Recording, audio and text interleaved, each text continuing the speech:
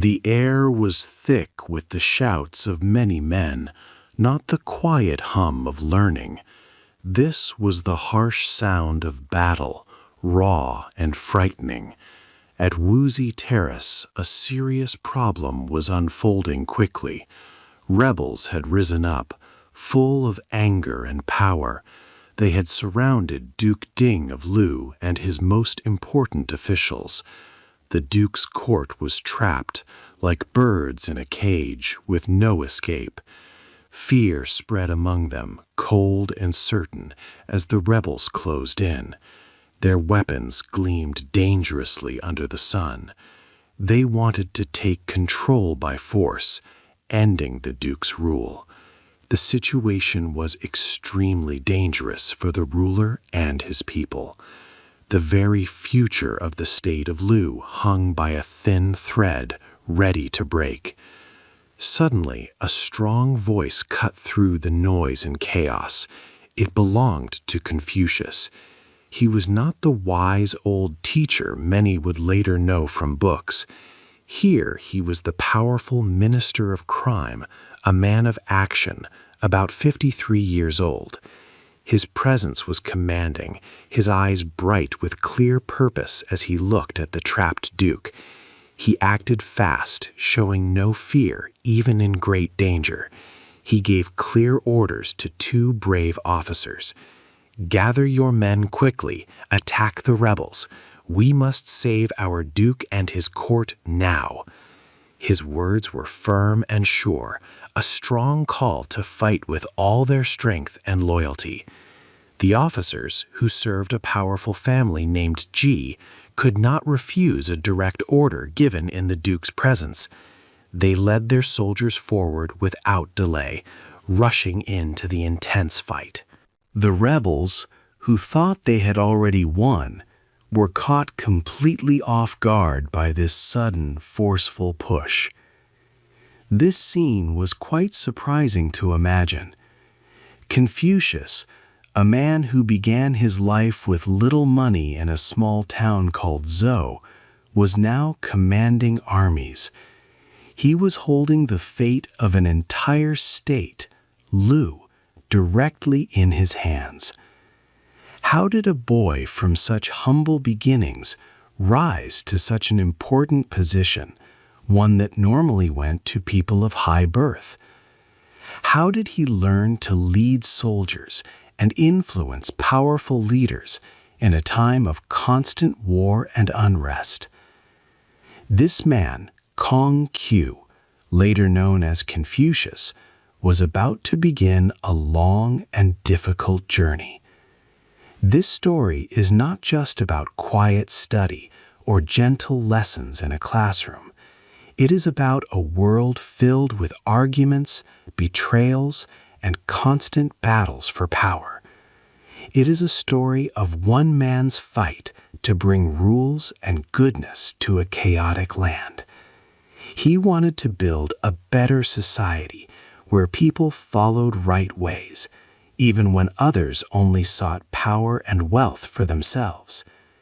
This chapter marks the dramatic start of his grand effort to bring order to a troubled world, a world crying out for strong and honest leadership. 2.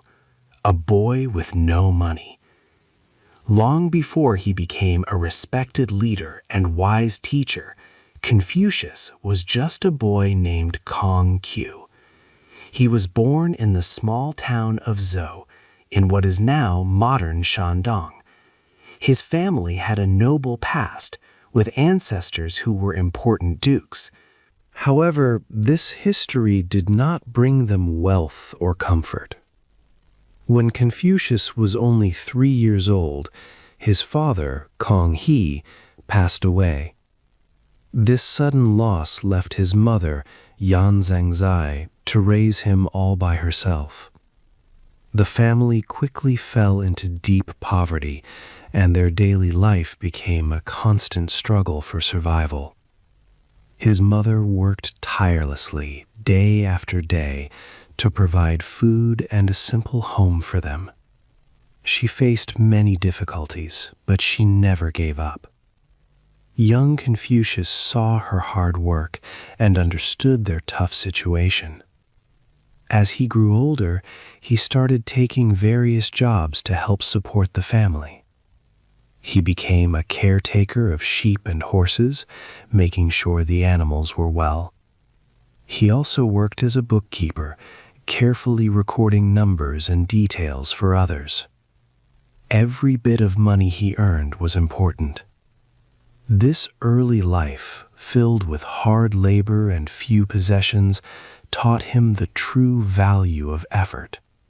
It showed him that a person's worth came from their character and actions, not from their family's name or the amount of money they had. Even with his busy work schedule, Confucius felt a strong desire to learn. Education was not just for the rich or those born into powerful families. In his time, there were schools for common people where he could gain knowledge. There, he began to study what were known as the 6 arts. These included important skills and subjects like rites, which taught proper conduct and ceremonies, music for harmony and expression, archery for skill and focus, charioteering for leadership, writing for communication, and mathematics for logical thinking. He knew that learning these arts was his chance to improve himself.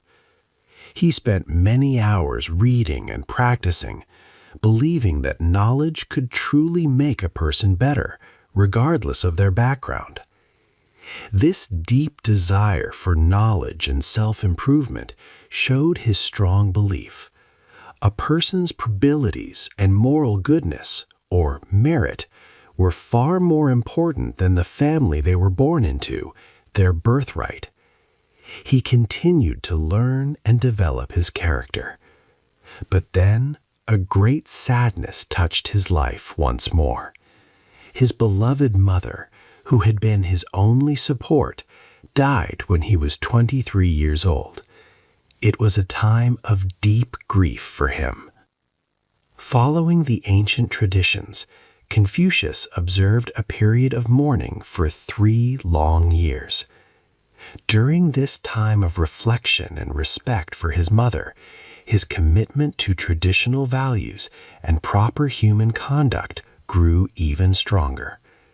This period truly shaped his understanding of life, family, and how all people should treat each other with respect and dignity. 3. The Strong Minister. Confucius now entered the world of politics in the state of Lu. It was a dangerous place.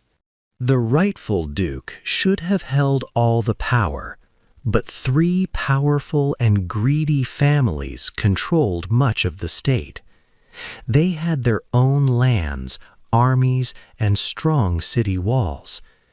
These families, the Ji, Meng, and Shu, held important jobs that should have been given by the duke. This made the duke weak and the family strong. Confucius quickly became known for his wisdom and strong ideas. He was given a small job in government and soon rose to a very important position, the Minister of Crime. In this role, he made a bold move. There was a corrupt official named Shaozhang Mao.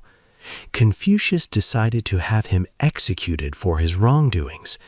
This showed everyone in Lu that Confucius was serious and would not allow bad behavior, even from powerful people.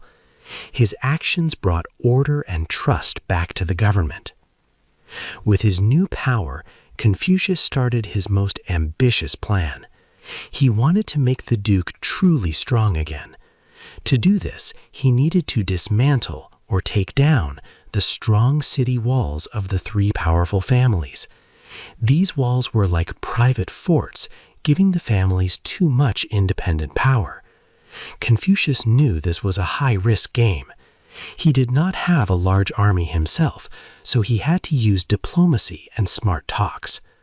A small rebellion by another official, Hao Fan weakened one of the families and gave Confucius an opening. He worked hard to convince the families that taking down their walls would be good for the whole state. He succeeded with two of the families. The Shu family took down the walls of their city, Hu, and the Ji family destroyed the walls of their city, Bi. This was a great success for Confucius and for the Duke. However, the third family, the Meng family, refused to take down the walls of their city, Cheng. They feared that without their walls, other states would attack them. Confucius tried, and the Duke even led an army, but they could not force the Meng family to agree. Confucius's great successes had also made him powerful enemies, especially with the head of the Ji family, Viscount Ji Huan. This success, though important, put a target on Confucius's back. 4. The Trap. The neighboring state of Qi watched Lu with growing worry. They saw that Lu was becoming very strong. Confucius was a big reason for this. His wise ideas helped Lu become a well-ordered place. The leaders of Qi did not want Lu to be too powerful. They made a clever plan to stop Confucius and weaken Lu. Their plan was not about fighting. It was about pleasure and distraction. Qi sent special gifts to the Duke of Lu. There were 80 beautiful dancing girls. They also sent 100 strong, fine horses. These gifts were meant to make the Duke forget his duties. The Duke of Lu loved the gifts. He was happy with the dancers and the horses. He began to spend all his time enjoying these new pleasures. For 3 days, the Duke did not do his work as a ruler. He did not meet with his government officials. He did not care about the state of Lu. Confucius felt very sad and disappointed. He had worked hard to help the Duke in the state. Now the Duke was ignoring everything Confucius stood for. Confucius knew he could no longer help Lu if the Duke did not listen. He decided it was time to leave. But Confucius did not want to leave suddenly. That would make the Duke look bad in front of everyone. Confucius waited for a small official reason to go. Soon, the Duke made a big mistake in Confucius's eyes. There was a special ceremony, a sacrifice. After such events, it was the custom to send a portion of the meat to Confucius. This was his right, a sign of respect. But the Duke forgot to send the meat. He did not follow the old tradition. For Confucius, this was the final sign. It showed that the Duke no longer respected him or the rules of proper conduct. With a heavy heart, Confucius made his choice. He decided to leave his home state of Lu. He walked out of the city gates. Confucius did not know it then, but he would not come back to Lu for 14 years. He went out into the wide world with no clear path ahead. 5. A long and hard road. Confucius had to leave his home in Lu. It was a very hard choice, and he felt sad. He began a long journey, traveling from one state to another for 14 years. He visited many different places, like Wei, Song, and Chen. In each new state, he hoped to find a leader who would listen to his ideas. He wanted to share his wisdom about how to create a good and peaceful society. He spoke about leaders ruling with kindness, fairness, and the importance of strong families. He believed that a good leader would make people act with shame if they did wrong, instead of just fearing punishment. However, most rulers in these states were not interested in his moral teachings. They cared more about fighting wars and getting richer or gaining more power. They did not want to change their old ways. Confucius often felt disappointed when his advice was ignored. His long travels were full of hardship and danger for him and his followers. Once, when he was in the state of song, some powerful men wanted to harm him. They tried to kill him by pulling down a large tree, hoping it would fall and crush him. But Confucius was very lucky and managed to escape the danger. Another time, people in a different state mistook him for a cruel bandit, a criminal who robbed others. They stopped him and wanted to hurt him. He had to calmly explain who he was and why he was traveling before they finally let him go. Life on the road was very difficult. Confucius and his students often suffered from hunger. They did not always have enough food to eat or a safe place to rest at night. Many people did not understand his deep philosophical teachings. Sometimes people mocked him or called him names. One person even called him a stray dog, meaning he was like a homeless dog wandering without a master or a place to belong. This was a very hurtful thing to hear. Despite all these troubles and the insults, Confucius never gave up his core beliefs. He continued to teach his students about Ren, kindness, and the Silver Rule. Do not do to others what you do not want done to yourself. He refused to compromise his values, even if it meant more hardship. His spirit remained strong. He believed his ideas about good government and moral living were still true and important for everyone. He kept hoping that one day he would find a wise ruler who would truly listen and put his teachings into practice for the good of all people. This long road was indeed hard, but it showed his great strength. 6. The Great Lessons. Confucius continued his long journey across the lands, moving from one state to another with his group of students. Life on the road was often difficult, with little comfort or certainty. But for Confucius, every moment, every new place, and every challenge was a chance to teach. He did not just give lectures. Instead, his lessons came from daily talks, the problems they faced, and the people they met. One afternoon, they saw a wealthy man shouting harshly at his servant, who had accidentally dropped some grain. Zilu, who was strong and often reacted quickly, became very angry. "Master," he said, his voice loud, "that man is so cruel. He should be taught a lesson for treating another person so badly." Confucius looked calmly at Zilu. "Zilu, let us think about Ren," he said. Ren is the most important quality for a person. It means kindness and humaneness. It is about feeling with others. If you wish to be kind, you must first try to understand the feelings of others. He explained that Ren involves 5 key things: being serious, generous, honest, hard-working, and always showing kindness. These virtues, when practiced, help one become a truly good person.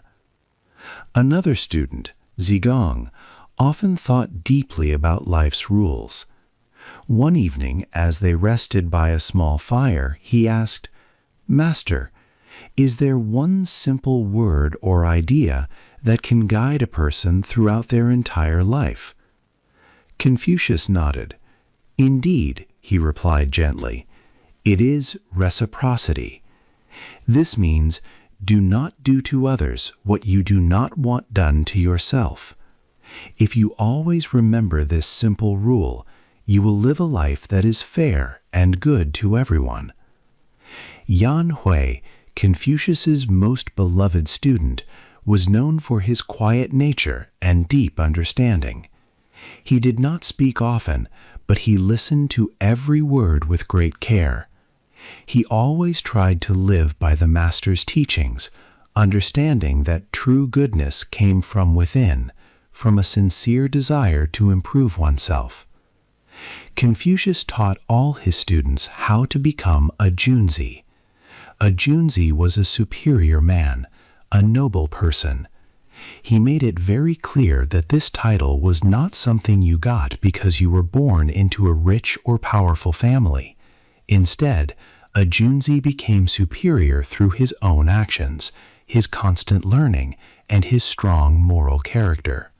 Such a man always aimed to do what was right, not for fame or money, but because it was the right thing to do.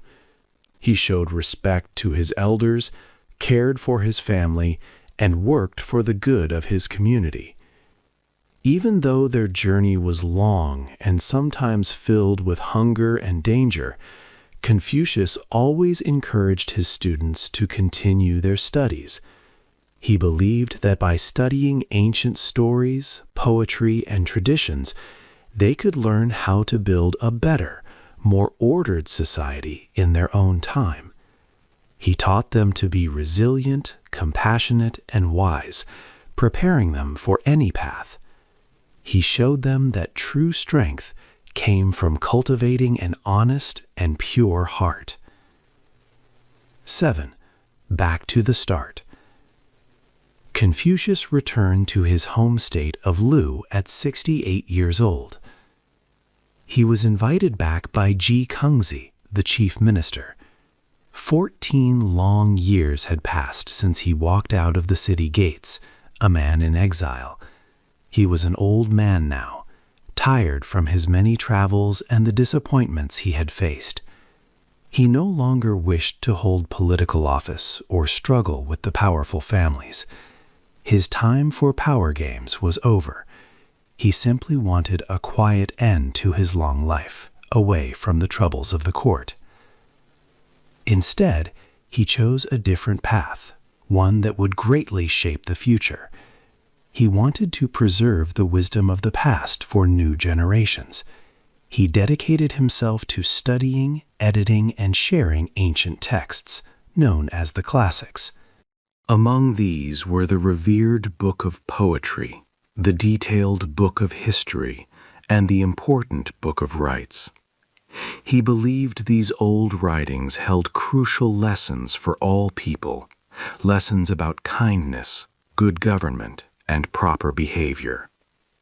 He spent his final years teaching hundreds of students, trying to pass on knowledge that could bring order to a chaotic world.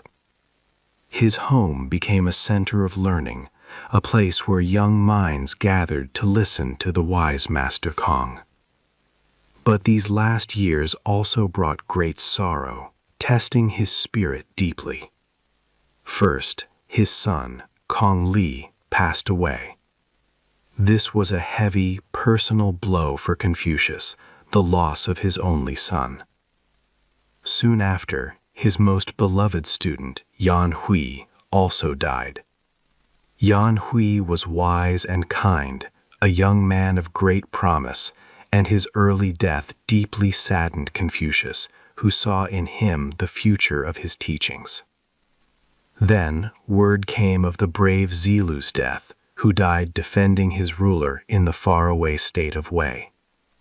Confucius had now lost 3 people very close to his heart, one after another. These repeated losses weighed heavily on him. He looked back at his life, at all his travels and efforts, and felt that his great work was not complete.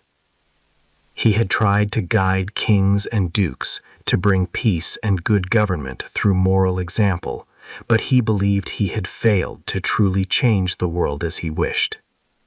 He felt like a man whose time had passed, whose ideas had not been fully accepted by those in power. Confucius died at the age of 72, a man who believed he had not achieved his main goal. His final days were filled with a melancholic sense of respect for his own efforts, even if he felt his mission was unfinished. He was laid to rest on the bank of the Sishui River, a quiet end for a man who had sought to reorder the world. His name lives on. Confucius died believing his work was not finished. He felt he had failed to change his world for the better, a world full of fighting and wrong ways of living. But history had a different plan for his name and his ideas, a plan he could not have imagined. Just after his death, the powerful Qin dynasty rose to unite China. The Qin leaders did not like Confucius's ideas. They tried to stop people from reading his books and burned many of them. They wanted everyone to follow their strict laws, not the gentle lessons of virtue and family respect. It seemed his teachings might be lost forever. However, this was not the end. The Qin dynasty lasted only a short time. After them, the Han dynasty came to power. The Han emperors saw the wisdom in Confucius's philosophy. They made his teachings the official way of thinking for the whole country. For more than 2,000 years, his books became required reading for anyone wanting to work in government. His ideas shaped laws, schools, and how people lived in China. Confucius's own family also carried on his name with great honor. His male descendants received special titles, like Duke Yan Sheng. These dukes were highly respected for many centuries, showing the lasting importance of Confucius's legacy. His family tree is known as the longest in the world, going back 83 generations, directly from father to son. His philosophy did not stay only in China. It influenced other countries in East Asia, like Korea, Japan, and Vietnam. It changed how their education systems worked, how their government officials were chosen, and how people treated each other. Later, in the 16th century, European thinkers also began to read his works. They found his ideas about personal kindness and good government very interesting. So the poor boy who worked with sheep and horses, once called a stray dog, became honored as a model teacher for 10,000 ages.